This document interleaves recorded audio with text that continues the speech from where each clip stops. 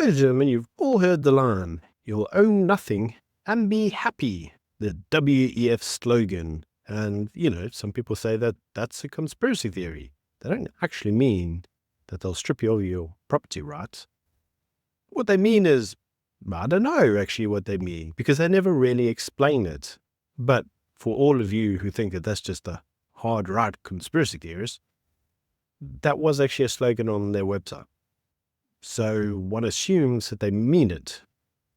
But anyways, the WEF, by hard right-wingers, is a very skeptical organization. Many people love to question its motives.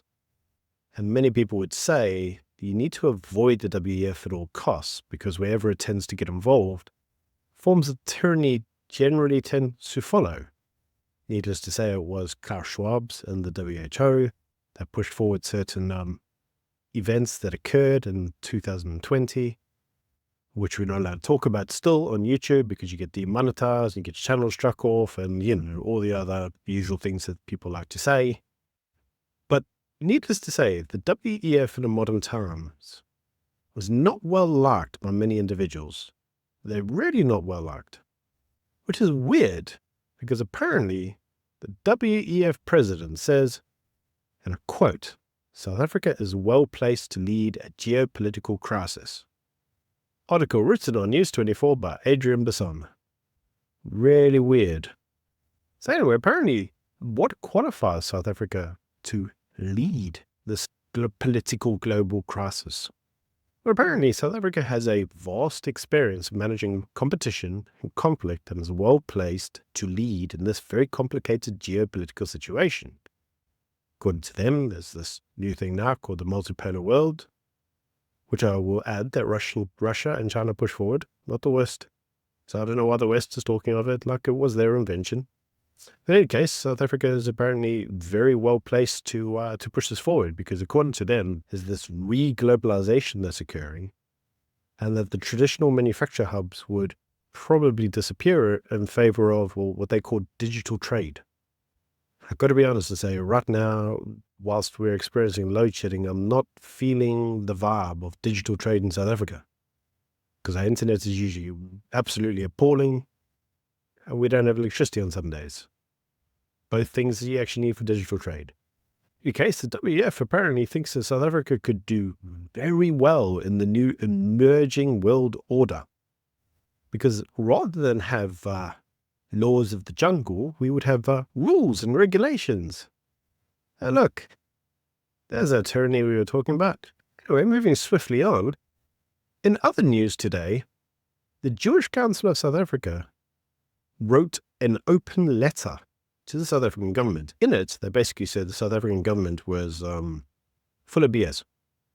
And that had a very interesting reason for that. And they said that they noted that Cyril Ramaphosa's opening address at the G20 referenced the political peace deal between Israel and Palestine. And according to Cyril, this is great because now we can have peace in the region and the Palestinians can have their freedom. And the Jewish Council said, we noted your comments about, these poor Palestinians. But I don't know if you noticed, but on the weekend, some bodies of babies and some dead Jewish people were handed back to the Israeli authorities. And would appear that babies had been strangled and killed and then mutilated afterwards and handed back to them.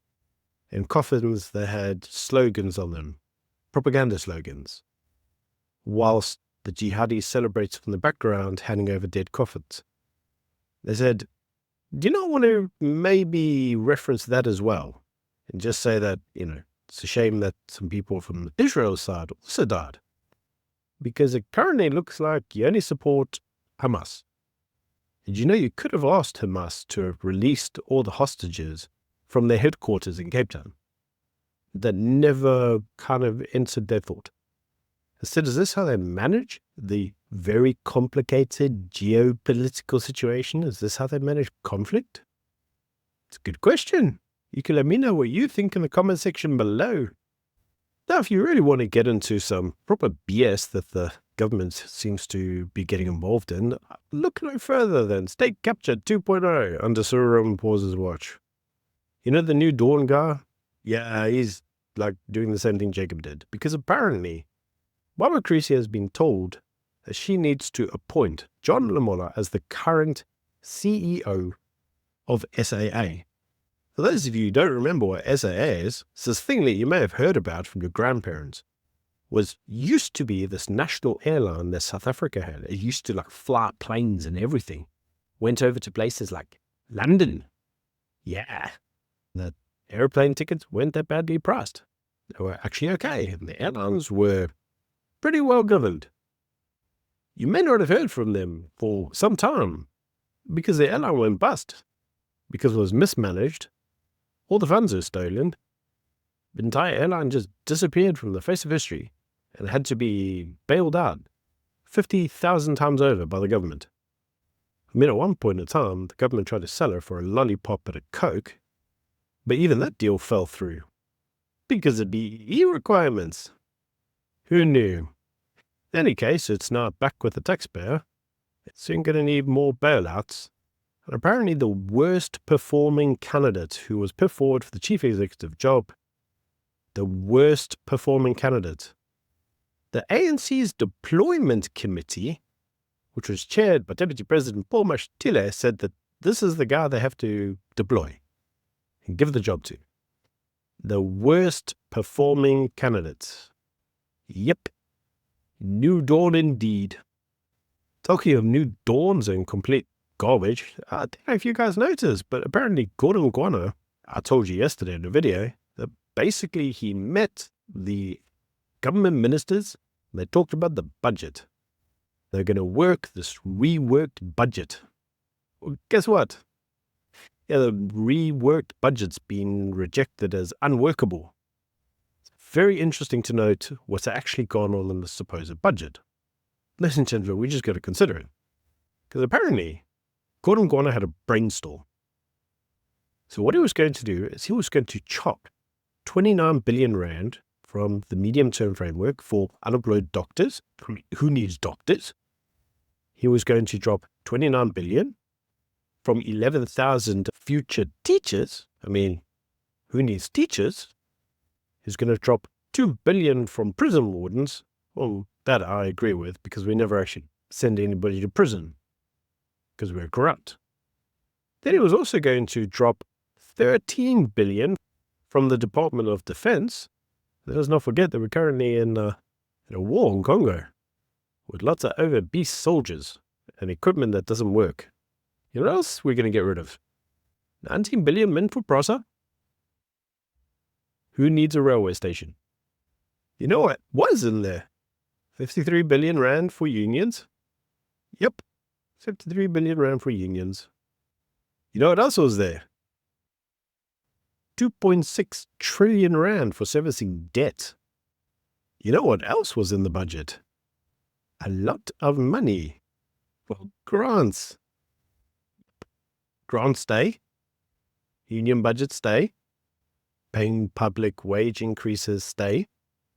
Teachers and doctors. Railway stations. Who needs those?